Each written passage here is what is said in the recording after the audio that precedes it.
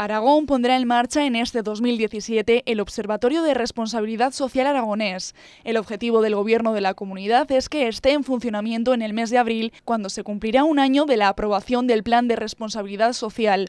Desde entonces, más de 300 empresas se han adherido ya a este plan y más de 200 han obtenido el sello de Responsabilidad Social Aragonesa. Sin embargo, su fin no es conseguir un número, sino que se trata de un trabajo continuo. Tenemos que conseguir que se impregne en la sociedad aragonesa empresarial y dentro del ámbito de las organizaciones como una parte más de la gestión y de la cultura de las empresas aragonesas y de las organizaciones.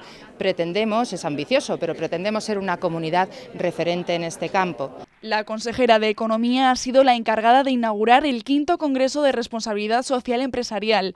Unas 250 personas han asistido a la primera jornada, que ha puesto en valor la Agenda de Objetivos de Desarrollo Sostenible y su importancia en la conservación del planeta. Y creo que en un momento tan complicado como el que vive nuestra civilización, la Agenda de Objetivos de Desarrollo Sostenible es un motivo muy importante para la esperanza y para creer en que la humanidad es capaz de marcarse objetivos compartidos y alcanzarlos. La actividad continuará el viernes en el CaixaForum con 2 mesas redondas basadas en la economía social.